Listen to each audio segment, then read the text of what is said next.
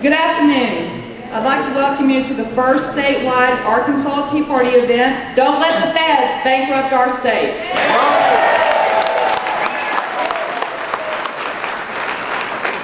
And I'd like to thank all the organizations that helped us coordinate this.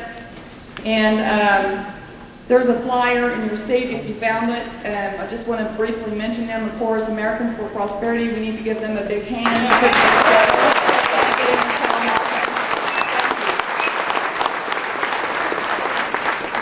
Arkansas Tea Party, Joanne Filiatro.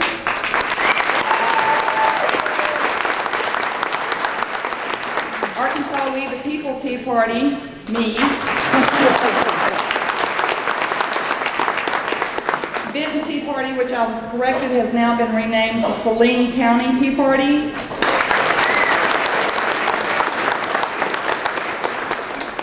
Cabot Tea Party.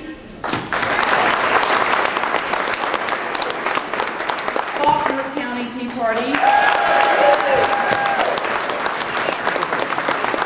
Garland County Tea Party,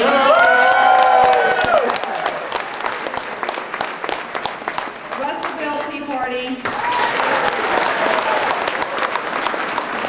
Washington County Tea Party, and We the People Tea Party in Mountain View, Arkansas. Arkansas and American Majority.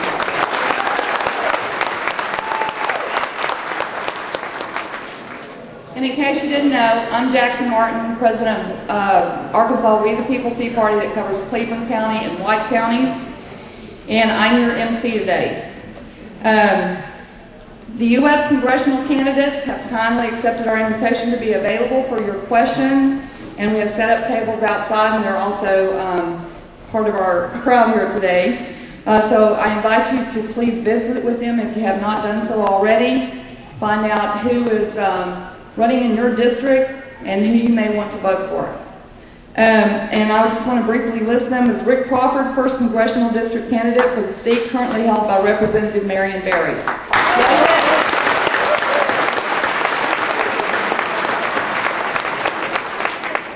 Tim Griffin, David Meeks, and Scott Wallace, 2nd Congressional District candidates for the seat currently held by Representative Vic Snyder.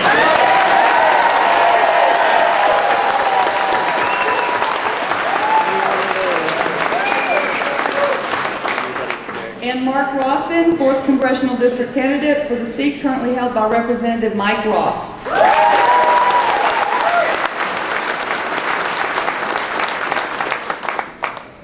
You know, the day before the U.S. House voted for the 2070-page health care bill, Governor Beebe stated that passage of this $1.3 trillion bill would cause a $250 million annual budget shortfall to the state of Arkansas. Last year, our state experienced a $106 million budget shortfall, and this year, a $100 million budget shortfall. Since our state's constitution requires that the budget must be balanced, services in the form of less police, less fire, less public school teachers have been cut to balance last year's and this year's budgets. This health care bill currently being debated in the U.S. Senate will bring Arkansas's economy to its knees. Yes.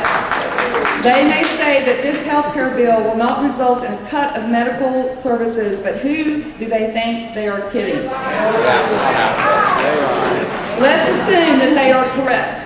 If this legislative monstrosity is passed, our state officials will have to cut services in other vital areas to balance our state budget. You can cut services only so far, and then they will have to start raising taxes on top of the new federal taxes that are in this bill. We can no longer allow our state officials to get by with saying this is only a federal issue, because it's not now, it is a state issue. So we ask them here today to acknowledge that fact. And we also ask them to reassert our 10th Amendment rights, which states, the powers not delegated to the United States by the Constitution, nor prohibited by it to the states, are reserved to the states, respectively, or to the people.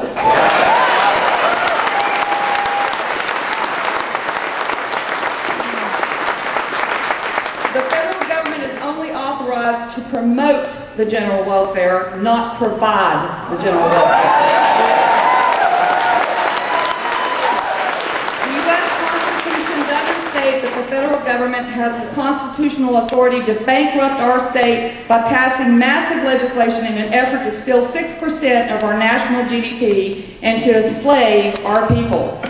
So let us say loud and clear to our state elected officials, don't let the feds bankrupt our states. Together.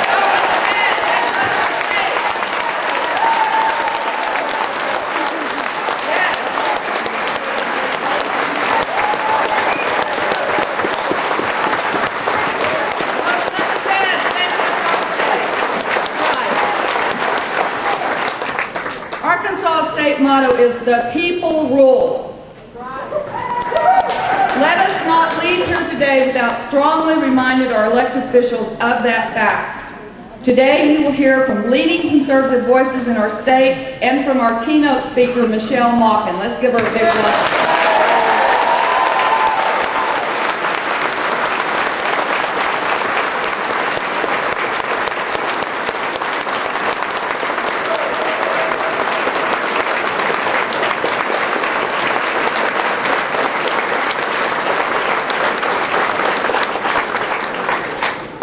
So let's get started. But